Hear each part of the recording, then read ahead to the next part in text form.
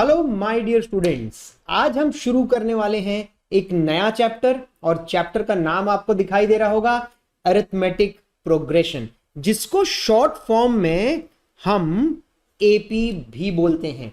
Arithmetic progression यानी कि AP. Let us consider the following list of numbers. मैं आपको एक लिस्ट ऑफ नंबर्स देने वाला हूं। ये देखिए 1, 4 और 7 डॉट डॉट डॉट डॉट। ये एक लिस्ट ऑफ नंबर्स है, ठीक है। अब अगर मैं आपसे पूछता हूं कि इसका नेक्स्ट नंबर क्या होगा, इस सीक्वेंस का नेक्स्ट नंबर क्या होगा, जरा सोचिए। इसका नेक्स्ट नंबर क्या होगा? 1 है, 1 के बाद 4 है, 4 के बाद 7 है। इसका नेक्स्ट नंबर क्या होगा? क्या आपने बोला इसका नेक्स्ट नंबर 10 है? तो बिल्कुल सही बोला। कैसे किया आपने guess? How did you guess the answer? देखिए, we see that each successive term is obtained by adding a fixed number to the preceding term। क्या मतलब है? नेक्स्ट टर्म लाने के लिए पिछले वाले टर्म में एक फिक्स नंबर आपने ऐड किया। यानी 1 में आपने क्या ऐड किया? 4 आया। आपने देखा 1 के बाद 4 है, यानी इसमें मैंने क्या किया? +3 कर दिया। 1 + 3 4। फिर 4 में क्या किया? अगेन +3 किया, तो कितना आ गया? 7। सो डेफिनेटली अगला नंबर लाने के लिए भी मुझे +3 करना पड़ेगा। I have to add +3, I will get 10। Next number पूछूं तो फिर से आप +3 करेंगे और आंसर बताएंगे 13 and so on, right. So we see that the successive term, आगे आने वाले जो टर्म्स हैं, they are obtained by adding a fixed number. एक फिक्स नंबर। क्या है ये फिक्स नंबर? यहां पर ये फिक्स नंबर 3 है। एक फिक्स नंबर ऐड करके आपको नेक्स्ट टर्म मिल सकती है, आपको नेक्स्ट टर्म मिलती है। सो सच लिस्ट ऑफ नंबर, इस तरीके की लिस्ट को हम क्या बोलते हैं? इस तरीके की लिस्ट को हम बोलते हैं अरिथमेटिक प्रोग्रेशन या फिर एपी, जिसमें आप नेक्स्ट नंबर बता सकते हैं, जिसमें एक सीक्वेंस फॉलो हो रही होती है, जिसमें एक कांस्टेंट क्वांटिटी ऐड होकर के नेक्स्ट क्वांटिटी आपको मिल रही होती है। ऐसी एक सीक्वेंस को हम बोलते हैं arithmetic progression. So I can say that 1, 4, 7 is an arithmetic progression, right. इसमें हर टर्म जो एक एक आपको दिखाई दे रहा है, 1 है, नेक्स्ट 4 है, नेक्स्ट 7 है, इनको बोला जाता है टर्म। सो ये है फर्स्ट टर्म, ये है सेकेंड टर्म, ये है थर्ड टर्म। इस टाइप से आप नेक्स्ट टर्म बहुत आसानी से बता सकते हैं। समझ में आया? जैसे एक और लेके देखते हैं। चलिए मैं आपको देता हूं 2, 4, 6, 8, डॉट डॉट डॉट। तो आप बोलेंगे सर इसमें क्या मुश्किल है? This is the easiest one, सबसे इजी है ये। क्या किया आपने? अगला क्या होगा? डेफिनेटली अगला 10 होगा। तो एक्चुअली हुआ क्या है? 2 से 4 कैसे बना? +2। 4 से 6 कैसे बना? +2। 6 से 8 कैसे बना? +2। 8 से अगला 10 बनेगा कैसे? +2। तो इसमें जो भी टर्म है, first term, second term, third term, fourth term, fifth term हमारे पास आया 10। तो क्या ये सीक्वेंस एक अरिथमेटिक प्रोग्रेशन है? तो आप क्या बोलेंगे? यस, ये एक अरिथमेटिक प्रोग्रेशन है। क्यों? क्योंकि इसमें एक डिफरेंस कॉमन है, कॉमन चीज मैं ऐड करते जा रहा हूं और मुझे नेक्स्ट टर्म मिलती जा रही है, right. Let us write down point number 1। चलिए कुछ लिखते हैं। पॉइंट नंबर 1 में हम लिखेंगे consider the following list of numbers 1, 4, 7, dot dot dot dot. Okay, और बाद में आप वहां पर क्या भर देंगे? 7 के बाद अगला नंबर क्या आया था? 10 एंड सो ऑन। चलिए सेकेंड पॉइंट आप लिखेंगे। सेकेंड पॉइंट आप लिखेंगे each of the numbers in the list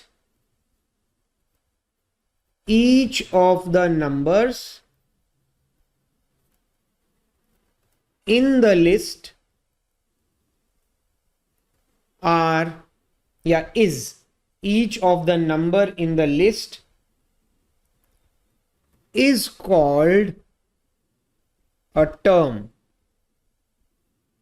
हर एक नंबर को एक टर्म बोलते हैं. First term, second term, third term, fourth term and so on.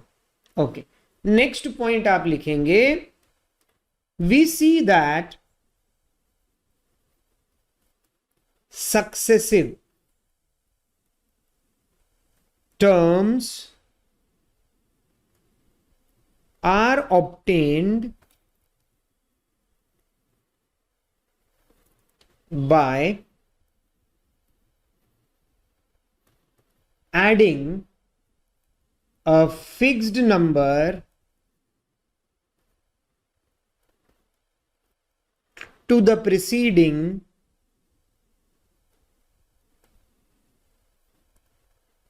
Term. क्या बोल रहा है? We see that successive term, यानी आगे की टर्म कैसे आई? आगे की टर्म आई, उसके पीछे वाले टर्म में एक फिक्स नंबर ऐड करके. जैसे 1 में वो फिक्स नंबर क्या था? +3 था. 4 में वो फिक्स नंबर क्या था? +3 था. 7 में वो फिक्स नंबर क्या है? +3. सो 10 आया. नेक्स्ट नंबर लाना है तो 10 + 3 13 and again so on. Okay, एक पॉइंट और आप लिख लीजिए, such list of numbers. Fourth point लिख रहे हैं आप, such list of numbers is said to form an AP. said to form an AP. ये एक AP बनाएंगे. ठीक है, आई होप आपको अरिथमेटिक प्रोग्रेशन समझ में आ गए होंगे. ऐसे नंबर्स हैं जिनमें एक फिक्स नंबर ऐड करने पर नेक्स्ट नंबर हमें मिलता है.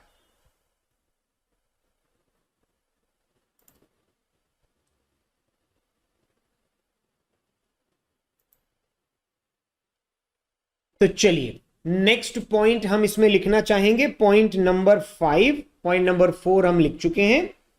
Point number 5 would be AP. AP की एक डेफिनेशन लिख लेते हैं. So AP, arithmetic progression, is a list of numbers, is a list of numbers in which each term is obtained, each term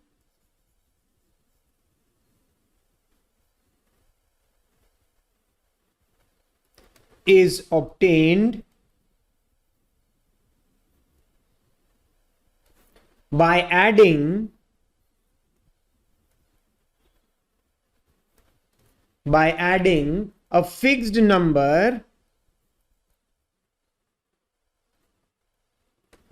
a fixed number to the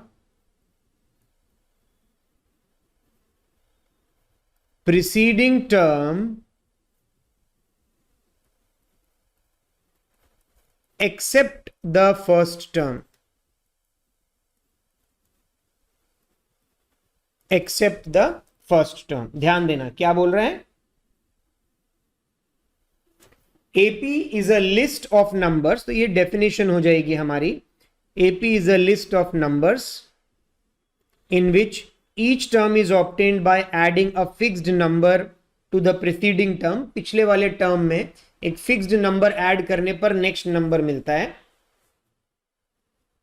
accept the first term, पहले वाले का ये rule नहीं होता. पहला number जो है वो तो ऐसे ही आ जाता है, उसके आगे के जितने भी नंबर हैं एक फिक्स टर्म ऐड करने से ही आते हैं.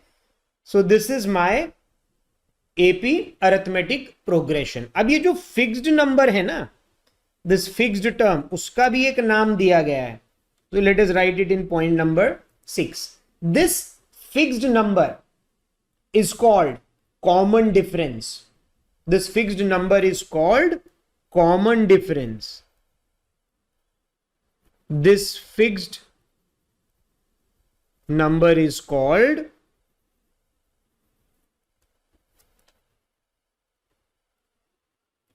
common difference of AP. कि जनरली इसको D से रिप्रेजेंट करते हैं, स्मॉल d, कैपिटल D नहीं है, small d. This fixed number is called common difference. तो अगर मैं पीछे जाऊं और चेक करूं कि भाई इसमें कॉमन डिफरेंस क्या है, तो इसमें कॉमन डिफरेंस 2 है, इसमें वो कॉमन डिफरेंस क्या है, सो कॉमन डिफरेंस 3 है. So this fixed number is called common difference of an AP. अब ये जो कॉमन डिफरेंस है, ये कॉमन डिफरेंस कुछ भी हो सकता है.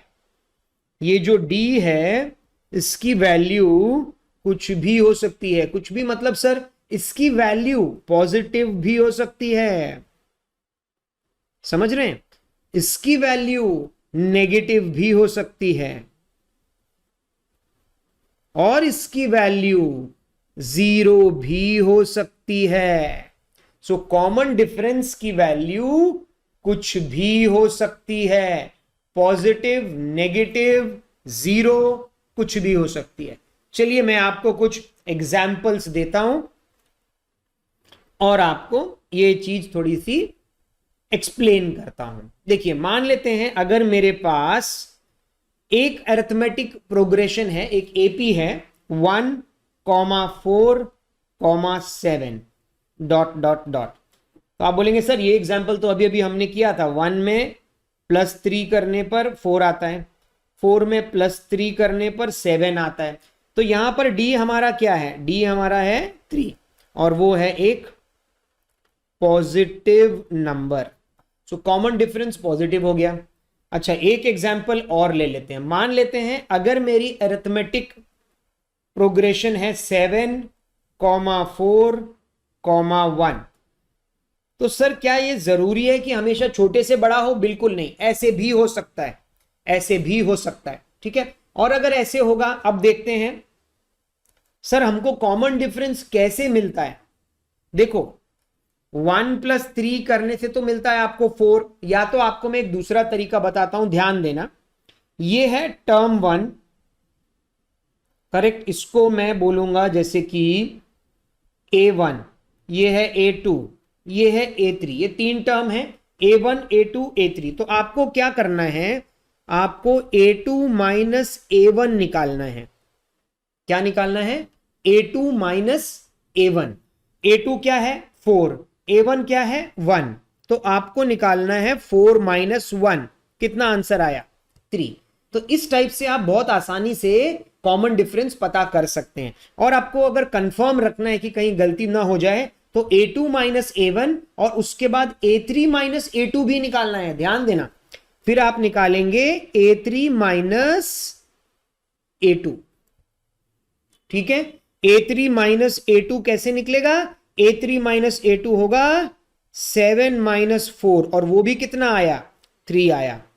तो अगर A2 - A1 becomes equal to A3 - A2 यानी दोनों का आंसर 3, 3 आ जाए तो ये कॉमन डिफरेंस बना कि नहीं बना? और यहां पर कॉमन डिफरेंस प्लस में आ गया. अब इसमें देखता हूं, इसका भी लिख लेता हूं A1, A2, A3. चलिए D निकालने की कोशिश करते हैं. अगर आपको D पता करने में मुश्किल हो रही है तो मैंने क्या बोला आपको, आप पहले क्या निकालिए, आप पहले निकालिए A2 - A1. A2 कितना है? 4 माइनस A1 कितना है? 7. 4 - 7 कितना हुआ? -3. अच्छा फिर आप एक और करिए, A3 - A2 भी निकाल दीजिए. जब हम A3 - A2 निकालेंगे, सो A3 है 1 माइनस A2 है 4, 1 - 4 कितना हुआ? -3. तो यहां देखिए कॉमन डिफरेंस आपका नेगेटिव आ रहा है, -3.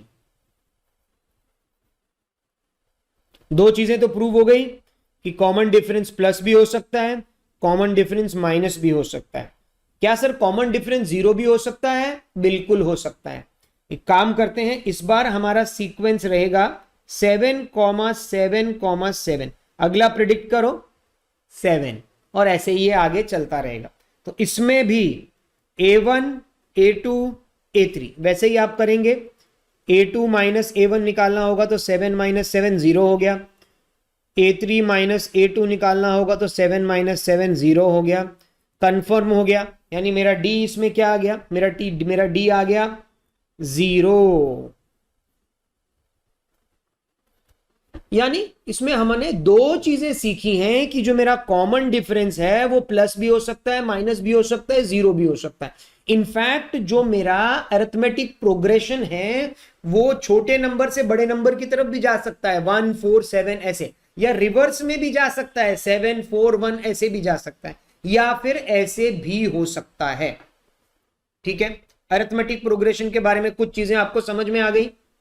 मैं चाह रहा हूं कि जब आप स्कूल में जाएं, जब स्कूल में ये चैप्टर अरिथमेटिक प्रोग्रेशन शुरू हो, बिफोर दैट, उसके पहले आपके ये सारे कॉन्सेप्ट क्लियर होंगे, तो आपको स्कूल में ये चैप्टर जब मैडम पढ़ाएगी तो समझने में और इजी होगा और मजा आएगा। तो चलिए मजे को आगे बढ़ाते हैं और कुछ टर्म्स जो इसमें यूज होती हैं वो भी आपके सामने लेकर के आते हैं।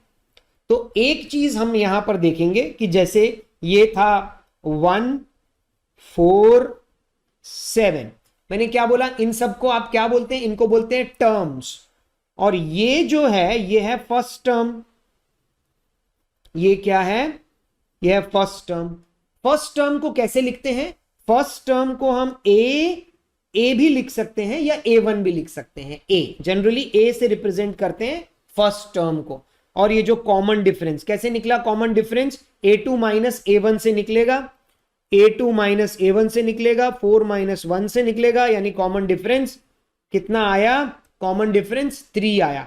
कॉमन डिफरेंस को कैसे लिखते हैं, शॉर्ट फॉर्म क्या है कॉमन डिफरेंस का, अभी अभी आपको बताया, कॉमन डिफरेंस को D से रिप्रेजेंट करते हैं।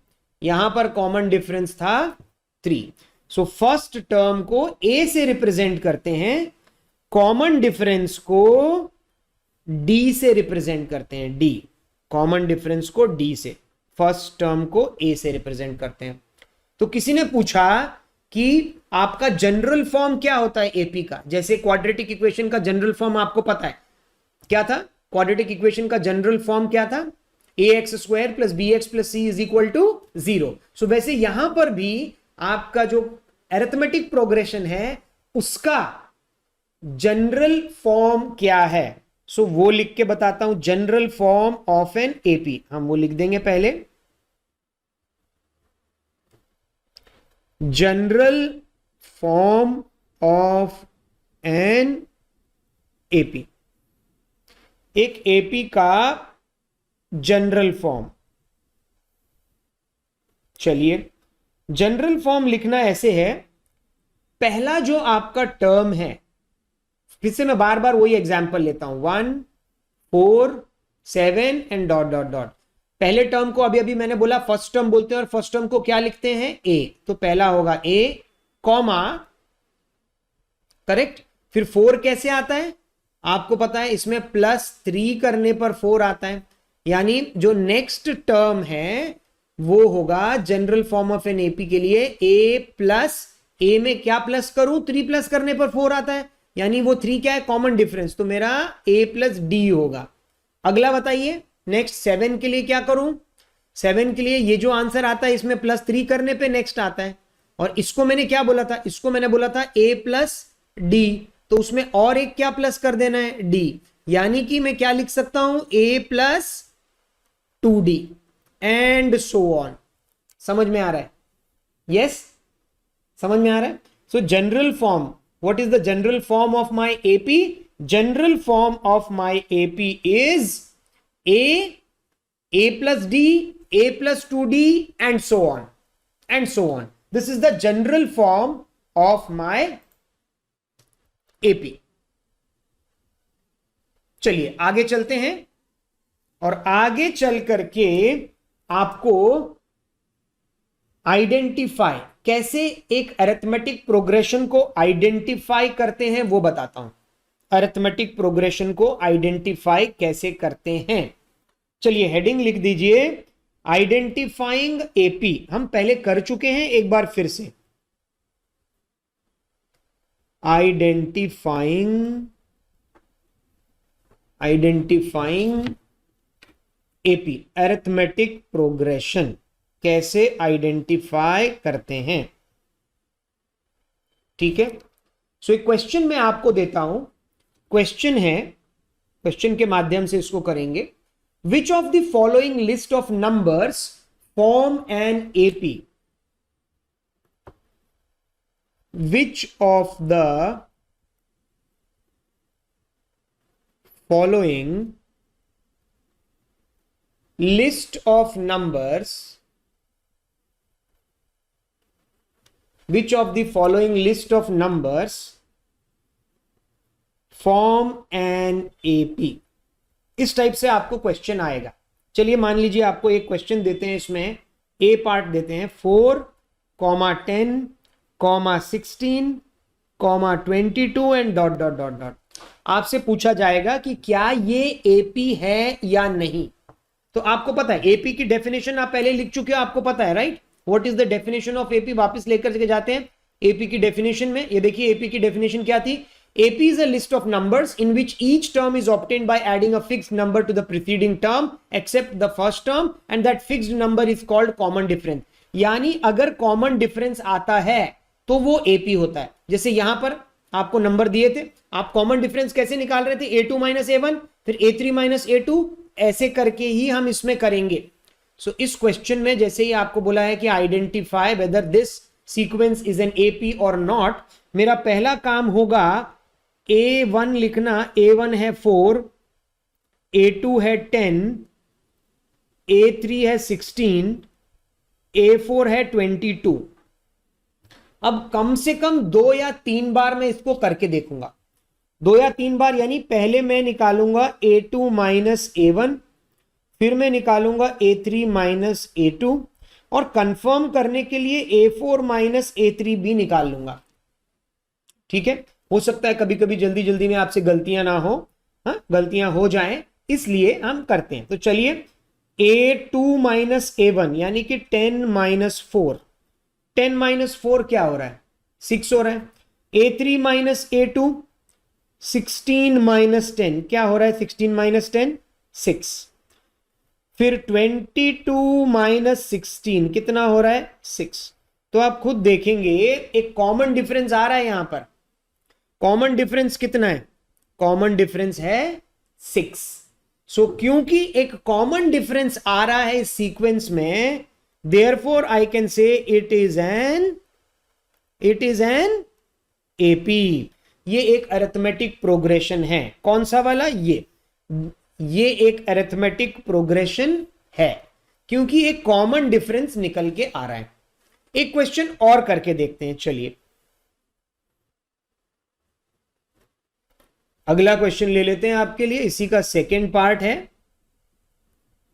सो सेकेंड पार्ट में लिख लेते हैं जैसे कि 2, 4, 8, 16, dot dot dot dot.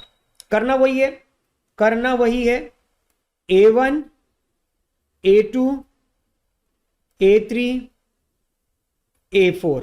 A1 कितना है 2, A2 कितना है 4, A3 कितना है 8, A4 कितना है 16, और ऐसे आगे चलता जाएगा 2, 4, 8, 16। करना क्या है, A2 माइनस A1 निकालना है, फिर A3 माइनस A2 निकालना है, फिर A4 माइनस A3 निकालना है। इजी है right. So A2 minus A1 is 4 minus 2। आगे देखिए 8 माइनस 4, आगे देखिए 16 माइनस 8, 4 माइनस 2 2, 8 माइनस 4 कितना होता है 4, 16 minus 8 8। Oh my god. So कहने का मतलब है यहां तो एक कॉमन डिफरेंस नहीं निकल रहा है। कहने का मतलब है A2 minus A1 is not equal to A3 minus A2 is not equal to A4 minus A3। Common difference नहीं है, तो मैं बोलूंगा therefore it is not an AP.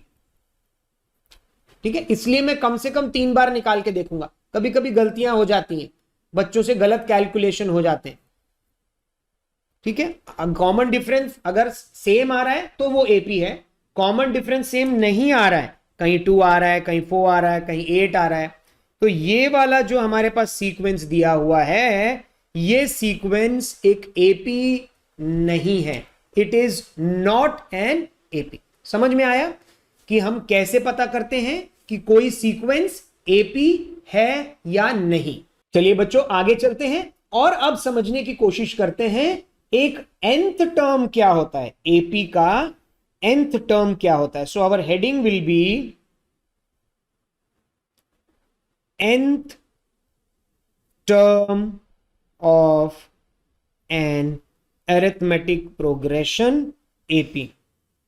एक nth टर्म क्या होता है, चलिए nth टर्म पता करते हैं। nth टर्म का एक फॉर्मूला दिया है, ध्यान से देखिएगा, फॉर्मूला मेरे साथ साथ आप लिखिएगा, फॉर्मूला दिया हुआ है an is equal to a1 plus n minus 1 bracket में लिखिए, बाहर लिखिए d। ध्यान दीजिए क्या लिखा है, an is equal to a1, ये फर्स्ट टर्म है, right, n minus 1 multiplied by d। So this is the general term of an AP. ये जो यहां पर मेरे पास आ रहा है, this is called the general term of an AP. Confuse नहीं हुएगा, देखिए पीछे जो हमने किया था, ये हमने लिखा था, ये था general form of an AP.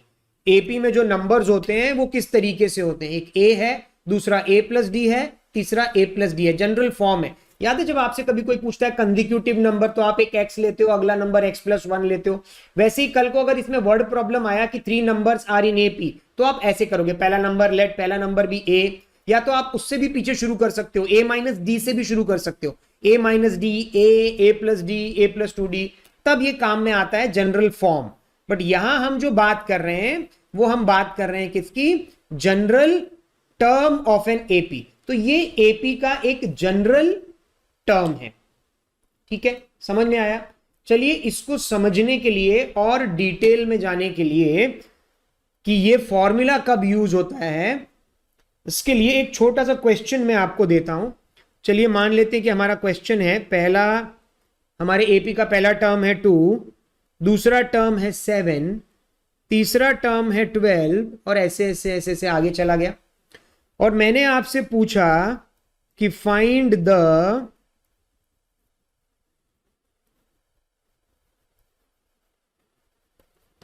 Tenth term निकालिए।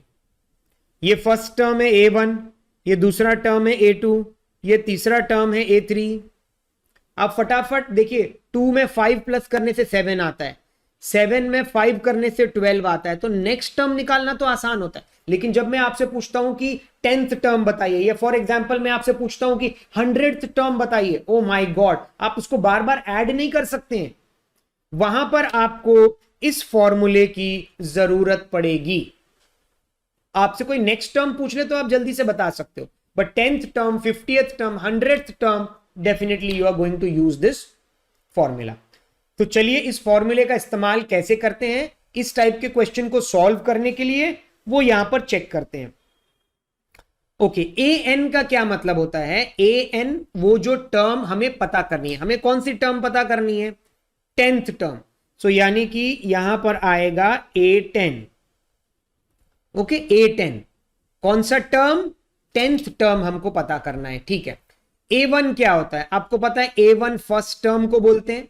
So this is my first term 2, तो यहां पर A1 की जगह में डाल दूंगा 2, ठीक है, 2 डाल दिया, प्लस ब्रैकेट के अंदर n-1। सर ये n क्या है, n होते हैं टर्म्स, ये फर्स्ट टर्म, ये सेकेंड टर्म, तो इसका n होगा 2, ये थर्ड टर्म, तो इसका n होगा 3। मुझे 10th टर्म निकालनी है। 10th टर्म का n क्या होगा?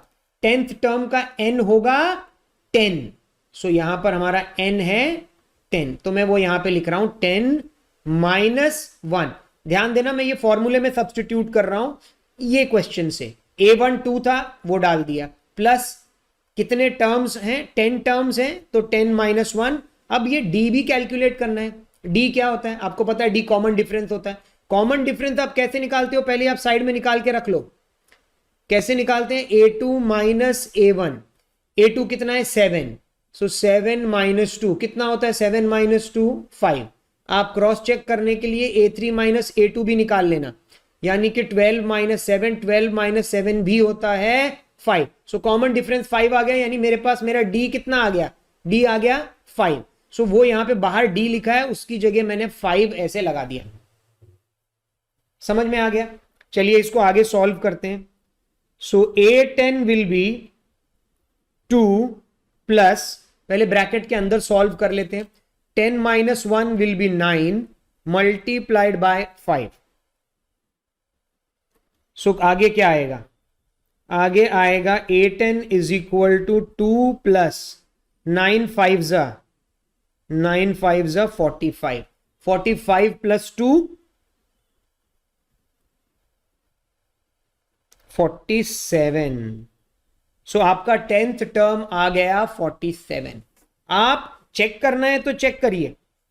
मेरा कॉमन डिफरेंस क्या था? 5 था ना, और मेरा पहला टर्म क्या था? मेरा पहला टर्म था 2। 2 में प्लस 5 किया तो 7। 7 में प्लस 5 किया तो 11। 12। 12 में प्लस 5 किया तो 17। ठीक है, 17 में प्लस 5 किया तो 22। 22 में प्लस 5 किया तो 27। 27 में प्लस 5 किया तो 32। 32 में प्लस 5 किया तो 37। 37 में प्लस 5 किया तो 42। 42 में प्लस 5 किया तो 47। कितनी बार कर चुके हैं जरा चेक करें। एक है ना, ये first term, second term, third term, fourth term, fifth term, sixth term, seventh term, eighth term, ninth term, ये देखिए 10th टर्म 47 आ चुका है। But do you think this method is worth? नहीं। अगर मैंने a10 की जगह a100 पूछ लिया होता तो आप 100 बार नहीं कर सकते थे। So for that you will require this formula, nth term of an AP. और इस चैप्टर की खास बात यह है कि इसमें भी सिर्फ 2 ही फॉर्मूले हैं, 2-3 एक्सरसाइज हैं और इसी फॉर्मूले के ऊपर बेस्ड हैं। तो चैप्टर बहुत छोटा है, इंफॉर्मेशन कम है, बट उसके ऊपर आपको बहुत सारे क्वेश्चन सॉल्व करके और प्रैक्टिस करनी पड़ेगी। यहां बात कर रहे थे nth टर्म का। अब आप समझ गए nth टर्म का फॉर्मूला क्यों जरूरी है? क्योंकि बच्चे बोल रहे थे कि सर एक बार डी पता चल गया तो आप जो भी टर्म बोलोगे हम फटाफट बता देंगे, बट आप 50th टर्म 100th टर्म नहीं बता सकते हैं। उसके लिए आपको जल्दी करने के लिए nth term of an AP का फॉर्मूला ही लगाना पड़ेगा। एक बार फिर से देख लीजिए, an is equal to a1 plus n-1 into d. an क्या होगा? जो टर्म आपसे पूछा जाए, जैसे इसमें 10th टर्म पूछा तो a10। a1 क्या होता है? फर्स्ट टर्म, वो तो आराम से आपको पता चल जाएगा। n मतलब कितने टर्म्स, यहां 10th टर्म पूछा है तो n हो गया 10। d क्या है? कॉमन डिफरेंस, वो भी निकाल सकते हैं a2 माइनस a1 और a3 माइनस a2 से, और वो भी सब्स्टिट्यूट किया और आपका आंसर आ गया। चलिए एक क्वेश्चन और आपको मैं सॉल्व करके दिखाता हूं, थोड़ा सा अलग वैरायटी का एक क्वेश्चन है। चलिए क्वेश्चन लिखिए मेरे साथ साथ। क्वेश्चन है, डिटरमाइन द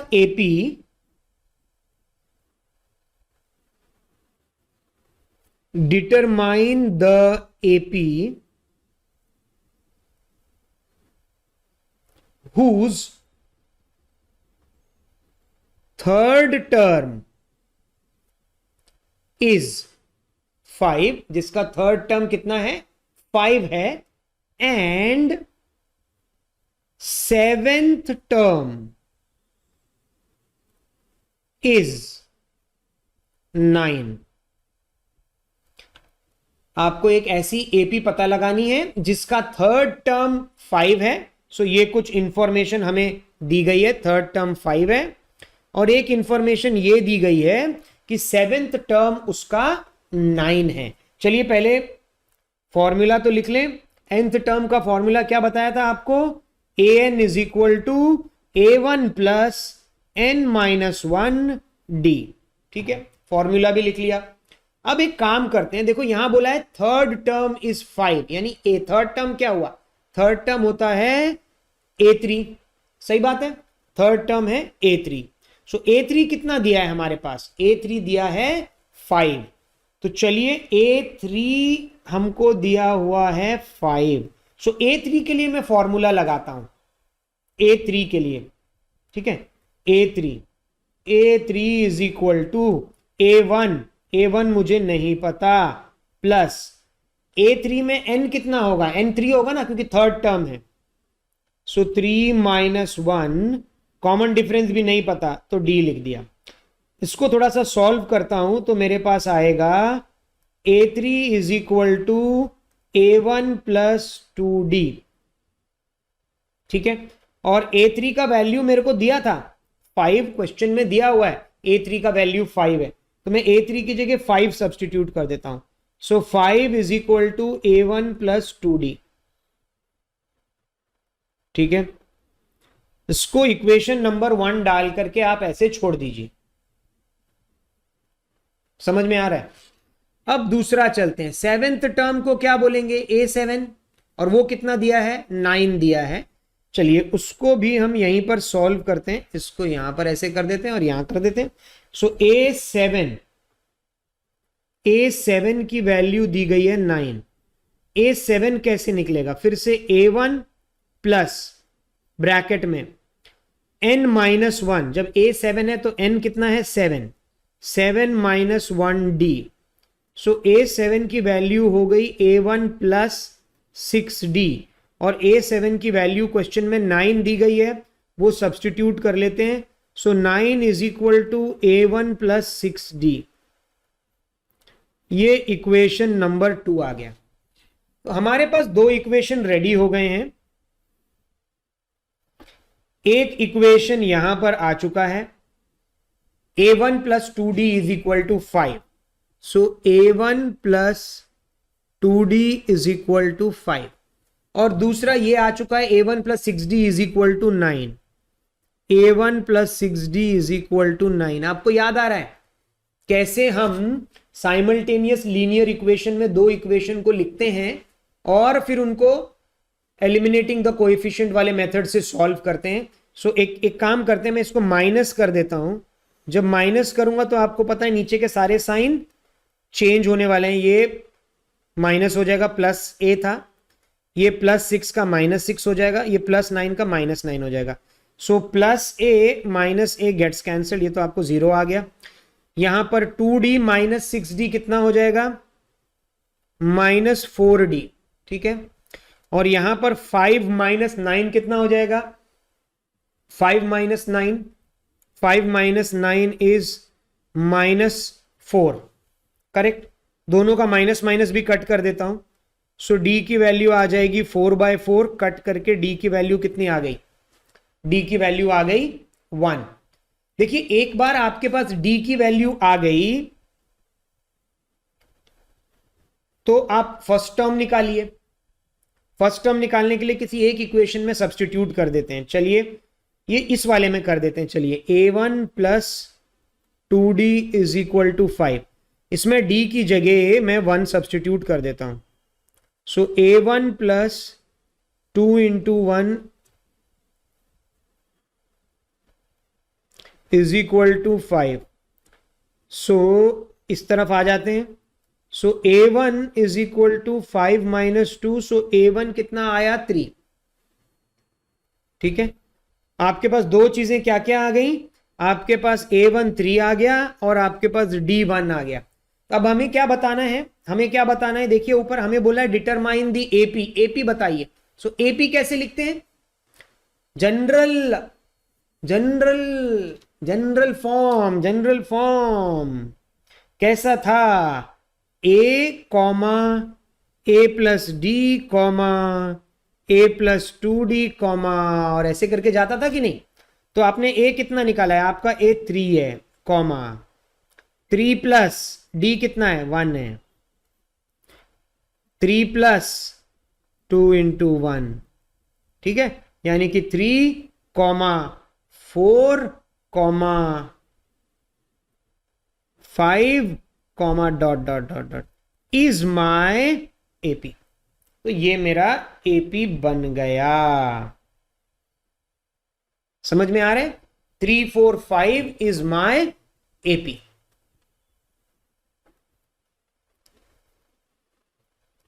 ठीक है, so was a very simple question.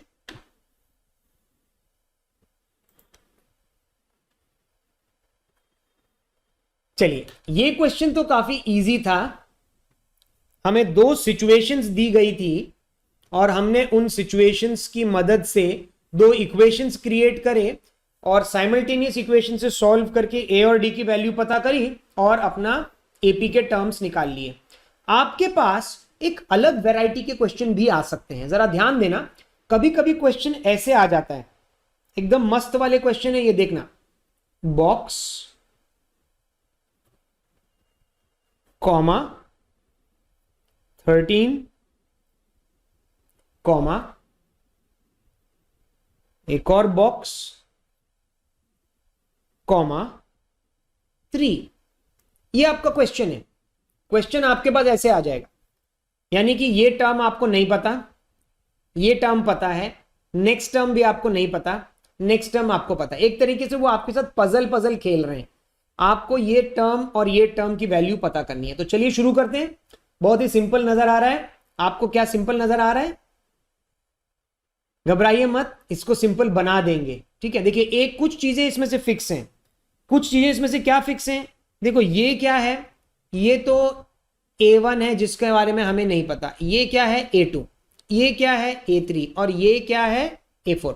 सो हमें A2 और A4 की वैल्यू पता है, यानी कि इसमें भी हमें जैसे पिछले क्वेश्चन में दिया था ना, A2 की वैल्यू 13 और A4 की वैल्यू 3। देखिए, पिछले क्वेश्चन जैसा ही है, बिल्कुल घबराइए मत। ये देखिए, पिछले क्वेश्चन में भी आपके पास दिया था A3 की वैल्यू 5 और A7 की वैल्यू 9। तो उसी टाइप से आपको इसको भी करना पड़ेगा या करना है। ठीक है, A2 की वैल्यू 13 और A4 की वैल्यू कितनी है? 3। तो चलिए इसको शुरू करें। A2 के लिए फॉर्मूला डालूं, A2 13 है, तो यहां पर लिख देता हूं 13 is equal to A1 plus n-1d। A1 मेरे को नहीं पता, ठीक है, उसके बाद n-1, ये A2 है ना, ये A2 है, तो n कितना हुआ? 2 माइनस 1, d पता है? नहीं पता है। तो चलिए 13 is equal to A1 plus 2 minus 1 1 और d। ठीक है जी, इसको इक्वेशन नंबर 1 बना के यहां पर छोड़ दीजिए। यहां पर आ जाते हैं, A4 is equal to 3, so 3 is equal to A1 plus फिर से n-1, A4 है तो n कितना होगा? 4, सो 4 माइनस 1 और d। So 3 is equal to A1 plus 3d, equation number 2। दोनों इक्वेशन हमारे पास रेडी हो गए। अब जैसे ही दोनों इक्वेशन रेडी हो गए, आपको क्या करना है? इनको एक दूसरे के नीचे लिखना है और सॉल्व करना है, बस कर देते हैं। So A1 plus d is equal to 13 और A1 plus 3d is equal to 3। दोनों को कर देते हैं माइनस, इधर भी साइन चेंज हो गया, साइन चेंज हो गया, साइन चेंज हो गया, कट गए कट गए, और 1d माइनस 3d तो आता है minus 2d is equal to 13 minus 3 कितना हो जाता है? 10। ठीक है, 13 माइनस 3 10, सो d का वैल्यू आता है 10 बाई -2 या d का वैल्यू आएगा -5। यहां ध्यान देना, गलती से 5 लिख दिया तो गलत हो जाएगा। d माइनस में भी आ सकते हैं, हम पहले देख चुके हैं। d की वैल्यू 0 हो सकती है, d की वैल्यू नेगेटिव भी हो सकती है, d की वैल्यू पॉजिटिव भी हो सकती है। तो d -5 आया। -5 आते ही मैंने इसको पहले वाले इक्वेशन में सब्सटीट्यूट कर देना है, d की जगह -5, a1 -5 is equal to 13, so a1 is equal to 13 plus 5, so a1 का वैल्यू 13 प्लस 5 कितना हो गया 18, ये भी आ गया मेरे पास। So I have got the value of d, I have got the value of a आ गया, a यहां पे डाल दूं, 18 आ गया था a1, और d कितना था मेरा -5, यानी 18 में से -5 करने पर 13 आ गया। अब अगला 13 में से -5 करने पर ये आ जाएगा, समझ में आया? कितना होगा 13 - 5, 8 होगा, बिल्कुल 8 होगा। तो आपने बता दिया कि a1 कितना है 18 और a3 कितना निकला 8।